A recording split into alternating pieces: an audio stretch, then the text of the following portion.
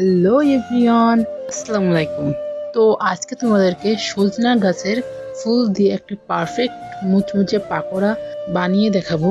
যে পাকোড়াটা তোমরা একবার খাইলে তোমরা এই পাকোড়াটার ফ্যান হয়ে যাবে। বিলিভ মি গাইস, এতটা মজা এই পাকোড়াটা। আমি তো আগে অনেক পাকোড়া খেয়েছি কিন্তু এতটা মজা পাইনি, কিন্তু এই পাকোড়াটা যে এতটা মজা, তো আমি প্রথমবার ট্রাই করলাম, তাই ভাবলাম তোমাদের সাথে শেয়ার করা যাক। তো চলো পাকোড়াটা কিভাবে বানাতে হয় তোমাদেরকে দেখাই। তো এখানে আমার ভাজতে সজনা গাছের একটি ডাল আনছিল, সেই ডালের ফুলগুলো আমি আমার ভাবি আর আমার ভাজতে বসে বসে ছিঁড়ছিলাম। দেখো কত সুন্দর দেখা যাচ্ছে। তো চলো ফুলগুলো ছিঁড়ে নিই।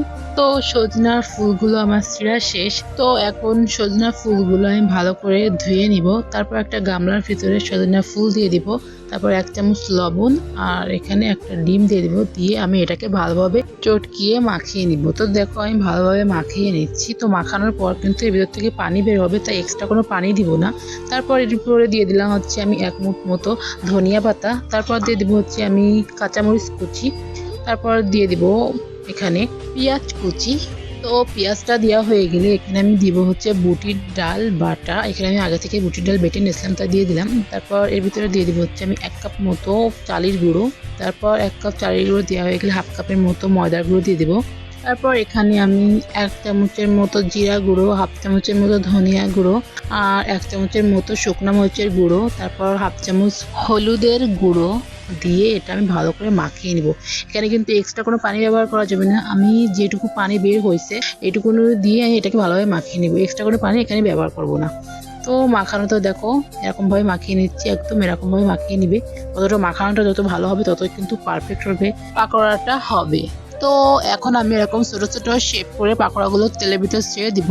তো পাকোড়াটা একে একে দেওয়া হয়ে গেলে চুলোর আঁচটা একটু লো রাখতে হবে, বেশি হাই রাখা যাবে না, তাহলে কিন্তু উপরে লাল হয়ে যাবে আর ভিতরে কাঁচা থেকে যাবে। এই জন্য চুলোর আঁচটা একটু লো রাখতে হবে। তো এ পর্যায়ে পাকোড়াটার এক পাশ ভাজা হয়ে গেছে, এখন আমি কাঁটা চামচ দিয়ে অন্য পাশে উল্টিয়ে ভেজে নিব। তো এভাবেই এপাশ ওপাশ উল্টিয়ে ভেজে নিলে কিন্তু আমাদের সজনা ফুলের পাকোড়াটা রেডি হয়ে যাবে। তো এখন আমি এই পাকোড়াটা উঠিয়ে নেব। কতটা সুন্দর হয়েছে দেখেছো? তো এখন আমি একটা প্লেটে নামিয়ে নিব পাকোড়াগুলো। তো এবার দেখো গাইস কতটা সুন্দর দেখতে হয়েছে, যেমন দেখতে সুন্দর তেমনি খেতেও মজা। তোমরা কিন্তু এই পাকোড়াটা ভাতের সাথেও খেতে পারো। আমি গরম গরম ভাতের সাথে খেয়েছিলাম, অনেক মজা লাগছিল।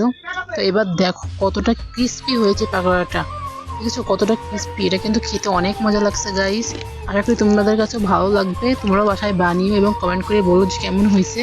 আশা করি তোমাদের কাছে এই পাকোড়াটা অনেক ভালো লাগবে। তো আজকের ভিডিওটা এই পর্যন্ত, দেখা হবে নেক্সট কোনো ভিডিও। এ পর্যন্ত তোমরা ভালো থাকো, সুস্থ থাকো, আল্লাহ হাফেজ।